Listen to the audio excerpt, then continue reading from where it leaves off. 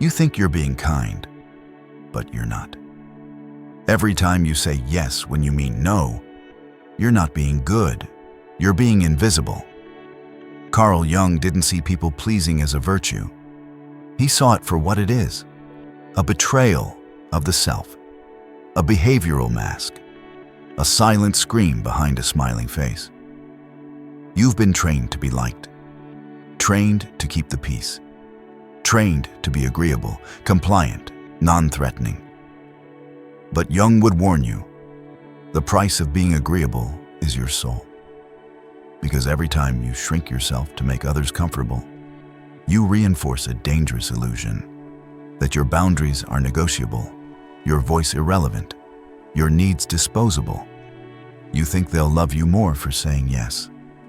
They won't. You think they'll respect your silence. They don't. You think being easy to be around makes you safe. It doesn't. It just makes you small. Carl Jung called this persona the social mask we wear to survive. But when the mask becomes fused with your identity, it's no longer protection. It's a prison. And here's the most painful part. The world you're desperately trying to please doesn't even see you. They see the mask, the agreeable, reliable, nice version you crafted to avoid conflict. And eventually, even you forget who's underneath. This video will show you how that happens and how Jung's teachings can finally set you free. Let's begin. You didn't choose to betray yourself. You were conditioned to. Somewhere along the way, you learned that being real was dangerous, that honesty triggered disapproval, that having needs meant you were selfish, that expressing anger made you too much. So you adapted. You became agreeable, flexible, easy to like. You became the person others needed you to be. But inside, you were vanishing. Jung understood this quiet erasure of the soul. He saw people pleasing not as generosity, but as unconscious self-betrayal. A compulsive need to perform goodness in order to avoid abandonment. Think of the last time you smiled and nodded when everything in your body was screaming no. The tension in your stomach, the tightness in your throat, the rehearsed smile, the quiet, sure, no problem, as your inner self curled deeper into hiding. Jung called this persona imprisonment. Because while the persona, the mask, is necessary for navigating the world, the moment you believe it is you become psychologically divided. One part smiles, the other part silently grieves. Every time you suppress your truth to make someone else comfortable, you abandon the only person who has to live your life, you. And the betrayal isn't just inward. The people you're trying to please, they're not loving you. They're loving your performance. They love your compliance, not your courage. They depend on your silence, not your soul. And it doesn't earn you deeper connection. It earns you utility. You become helpful, not known. Useful, not loved. And slowly, you teach the world that your time is flexible, your boundaries are optional, and your silence is approval. You're not seen, you're used. But not because people are cruel, because people respond to what you allow. Jung warned us. You are what you do, not what you say you'll do. And when what you do, over and over, is abandon yourself for others, you create a life that looks full on the outside and hollow within. That's why so many chronic people pleasers feel exhausted, resentful, or emotionally numb. Not because they give too much, but because they've given up themselves in the process. This isn't kindness, this is self-erasure. And it cannot go on, not if you want to be whole. Because the more you say yes to avoid discomfort, the more disconnected you become from your authentic self. And Jung's entire psychology revolves around one truth. The privilege of a lifetime is to become who you truly are. But you cannot become who you truly are while performing who they want you to be. So let's go deeper. Why do we become people pleasers in the first place? You weren't born to please. You were trained to. Carl Jung saw people pleasing not as a personality trait, but as a survival adaptation. It begins in childhood, long before you had the words to explain it. Somewhere, somehow, your real self got rejected. Maybe you expressed a need and were told you were too demanding. Maybe you got angry and were punished for it. Maybe your sadness was ignored, or your joy was too much for someone to handle. So you learned the unspoken rules. Be quiet to stay safe. Be agreeable to be accepted. Be helpful to be loved. This is what I call survival programming. The invisible script etched into your nervous system long before you ever chose it. Jung understood this intimately. He wrote, "The privilege of a lifetime is to become who you truly are." But for many of us, that privilege was buried under years of conditioning. We didn't learn to become. We learned to perform. We built emotional strategies to avoid rejection, like being overly nice, endlessly available, constantly agreeable. We became peacekeepers, emotional managers, the good ones. And on the surface, it worked. We avoided punishment. We earned approval. We stayed safe. But at what cost? In Jungian terms, we began exiling parts of ourselves into the shadow. The repository of everything we were told was too much, too needy, or too selfish. And we began to build the persona, the socially acceptable version of ourselves, crafted not from authenticity, but from fear. This persona isn't fake, it's functional. But the danger is, when you're praised only for your usefulness and punished for your authenticity, the mask becomes permanent. And you forget there was ever someone underneath. The child who once spoke freely now measures every word. The child who once cried loudly now smiles through pain. The child who once wanted to be seen now hides in plain sight. Jung would say this is the moment the self fractures, not from trauma alone, but from the belief that being real makes you unlovable. That belief is a lie. But until you face it, the mask will run your life. And that brings us to the persona trap. Jung called it the persona, the face we wear for the world. It's not evil. In fact, it's necessary. You can't walk into a job interview as your full, unfiltered self. You can't vent your frustrations to every stranger on the street. You need the mask. The persona helps you navigate society, play your roles, and maintain peace. But the danger comes when you mistake the mask for your identity. Jung warned, the persona is a system of behavior that is only partially identical with the individuality. But for the chronic people pleaser, the persona is no longer a role. It is the self. You become the helper, the fixer, the nice one, the understanding one, the flexible one. You become a shape that fits everyone else's expectations, but has no shape of its own. And this leads to what I call the hollow helper, the person everyone relies on, but no one truly knows. You're the one they call when they're in crisis. But who calls you? You're the one who always listens, but who listens back? You're the one who gives without question. But who sees when you're empty?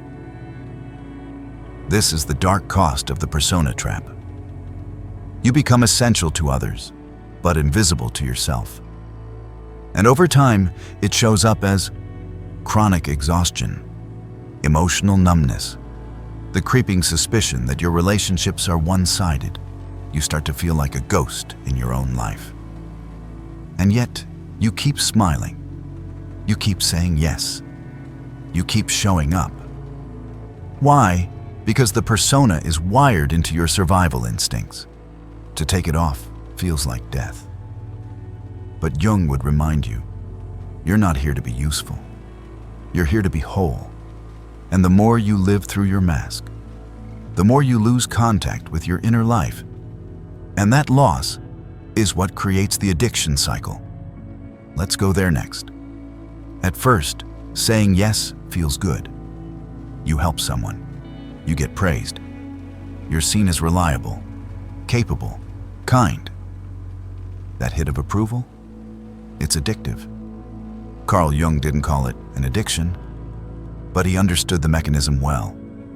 When your worth is tied to being liked, validation becomes your drug, and people-pleasing becomes your fix. Here's how the cycle works. It begins with a trigger. Someone asks for help, makes a demand, or shows disapproval. Your nervous system lights up. The survival program kicks in. If I say no, they'll be upset. If I disappoint them, I'll lose love. So you go into fix mode. Say yes, suppress your needs, manage their emotions, sacrifice your own. And for a moment it works. You feel relief, safety, approval. But it doesn't last. Soon after comes the crash. That sinking feeling of resentment, the exhaustion, the quiet inner voice asking, why did I do that again? And instead of questioning the pattern, you blame yourself. You think you're too sensitive, too emotional, not strong enough. But Jung would say otherwise. He wrote, until you make the unconscious conscious, it will direct your life and you will call it fate. And right now, the unconscious belief directing your life is this: my authentic self is unlovable. I must earn love by being useful. So you keep chasing approval, again, and again, and again. Each yes feels like connection, but it's not real intimacy. It's performance. And it creates relationships where you're valued not for who you are, but for what you do. You don't get seen. You get consumed. You don't get loved.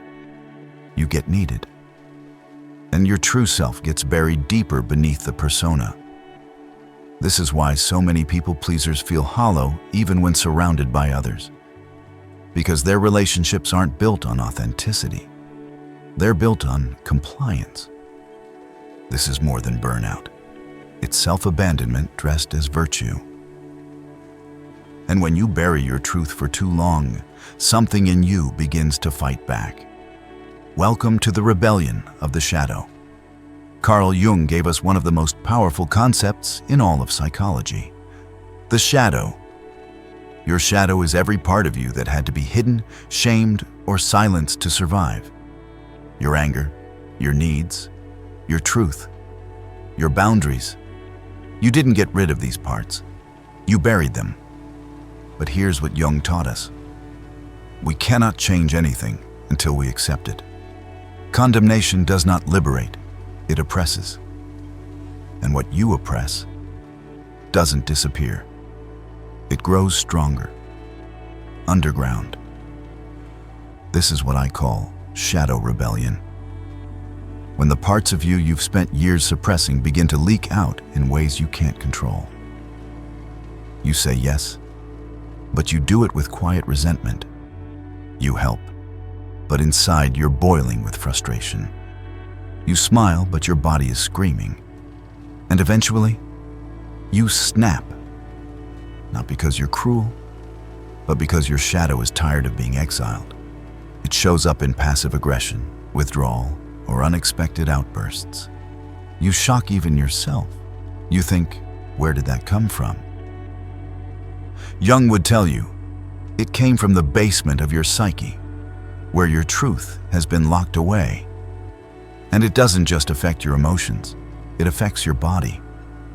People-pleasers often carry unexplained symptoms, chronic fatigue, digestive issues, muscle tension, migraines. Jung was one of the first to suggest that psychological repression leads to physical symptoms. because it takes massive energy to constantly monitor your reactions, manage others' feelings, and suppress your truth. You're not just tired, you're internally at war.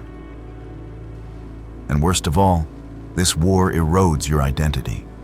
You forget what you like, what you want, what you believe. You become a shapeshifter with no shape, a voice with no sound, a life filled with noise, but void of truth. That's the cost of suppressing the shadow. But Jung didn't stop at diagnosis. He offered a path forward. He called it individuation, the process of becoming whole. And that's where we go next. Carl Jung didn't offer self-help tips. He offered transformation. The way out of people-pleasing isn't a tactic. It's not about learning to say no more often or setting firmer boundaries.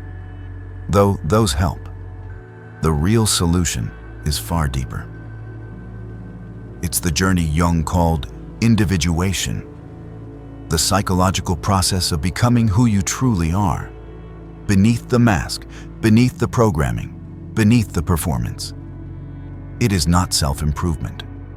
It is self-possession. It is not about becoming better. It is about becoming whole.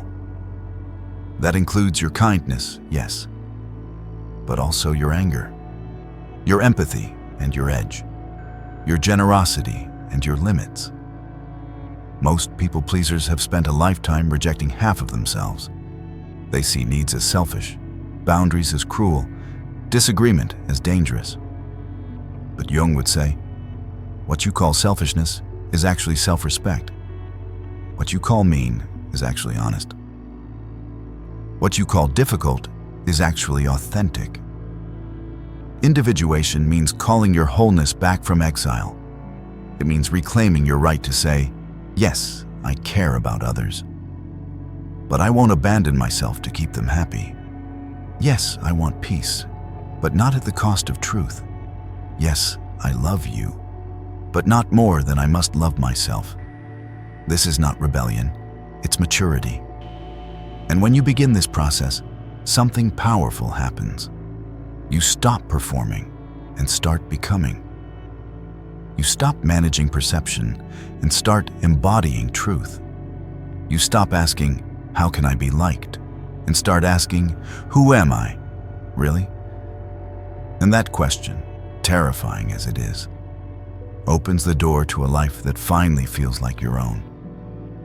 But Jung warned, this awakening doesn't come without resistance, because the moment you stop pleasing, people notice. They say it like an accusation. You've changed. But Jung would say, of course you have. You've stopped performing the version of yourself they came to depend on. You've started expressing your truth. You've begun walking away from the role of the agreeable one. And to people who benefited from your silence, that honesty feels like betrayal. So they push back. They call you selfish, cold, inconsiderate. They say things like, you used to be so easygoing. You never had a problem with this before. I don't know what's gotten into you. This is what I call guilt warfare, a psychological tug of war meant to pull you back into the old role. But Jung would tell you, this isn't proof that you're doing something wrong. It's proof that your boundaries are working. Because when you stop being who others need you to be, only the real ones remain. The rest were there for your compliance, not your company. In this phase, your biggest challenge won't be their reactions. It will be your own guilt, that twisting in your gut, that ache in your chest. It's not because you've done harm. It's because you're detoxing from the identity of the good one. So breathe, feel it, and hold the line, because beyond this resistance is freedom. Individuation doesn't end with rebellion. The goal isn't to swing from self-abandonment to self-protection so aggressively that you close yourself off from the world. Jung's vision was not about becoming hardened, but integrated. to bring together all the parts of you, light and shadow, into a self that is whole, rooted, and real. This is where true confidence is born, not from how others see you, but from how fully you've come home to yourself. You begin to embody what I call conscious compassion, the ability to care for others without betraying yourself. You learn the art of boundaries. You can say no without anger. You can express discomfort without blame. You can walk away without guilt. You become kind and clear, generous and discerning. You stop helping from obligation and start helping from overflow. Jung understood this as the return of the shadow, not as something to fight, but something to integrate. He wrote, "The most terrifying thing is to accept oneself completely. But once you do, something remarkable happens. You no longer fear being misunderstood. You no longer need to explain yourself to be at peace. You stop looking for approval because you finally found inner alignment. This is authentic confidence, not loud, not flashy, but deeply stable. It's the calm of someone who no longer needs to perform, and it reshapes everything, especially your relationships. When you stop people-pleasing, you don't just shift how you show up, you shift who shows up for you. This is what I call the attraction shift. You start losing relationships that were built on self-abandonment, but you begin attracting people who are drawn to your truth, not your compliance. And yes, at first, it's lonely. Jung warned of this. He wrote, "Loneliness does not come from having no people about one, but from being unable to communicate the things that seem important to oneself. This is transition loneliness, the ache that comes when you stop performing, but haven't yet found those who can meet the real you. Don't panic, don't revert. This phase is healing. You're no longer willing to settle for pseudo-intimacy, relationships where you're only valued when you're useful. And so you wait. You rebuild. You relearn what it means to connect without contorting yourself. And then it begins. You meet people who don't need you to fix them. People who hear your no and respect it. People who don't flinch when you show your full self. Because they've done their work too. They're not looking for someone to carry their emotions. They're looking for someone to walk beside them, whole. The quality of your relationships transforms. Not because you tried harder, but because you stopped pretending. You begin to experience a kind of love that isn't earned through sacrifice. It's given freely, because the real you is finally showing up. That's not just a personal shift. It's a collective one. Jung believed that individual healing creates collective change, because when one person stops performing and starts living authentically, they give others unconscious permission to do the same. This is what I call the authenticity ripple.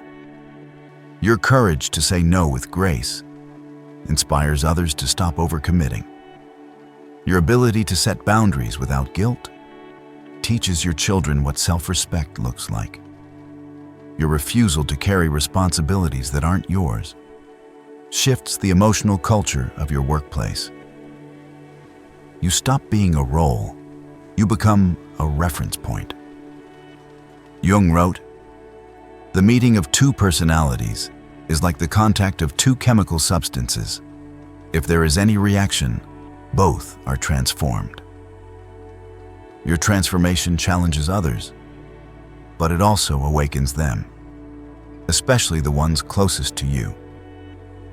Children begin to learn that love doesn't require shrinking. Partners start to meet you as equals, not dependents. Friends feel safer being honest because you've modeled how. You break patterns, not by preaching, not by correcting, but by being. You don't need to convince people to change. Your very presence, integrated, rooted, and real, becomes a silent invitation. You don't have to perform either. This is the real legacy of individuation.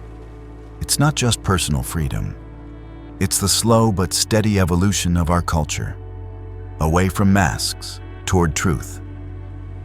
You're not just healing for yourself. You're creating space for others to wake up.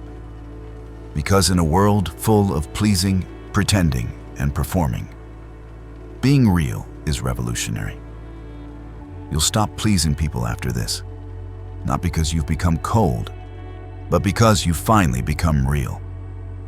Carl Jung saw it clearly. People-pleasing isn't kindness. It's a socially rewarded form of self-betrayal. A mask you were taught to wear to stay safe, that slowly smothers your soul. But that mask is not who you are. It never was. You were not born to be agreeable. You were born to be whole. The people you lose when you stop pleasing were never loving you. They were loving your performance. And when the performance ends, something extraordinary begins. Real love, real boundaries, real connection. It's not easy. You'll face resistance, guilt, loneliness. But the alternative, betraying yourself for scraps of approval, is no longer acceptable.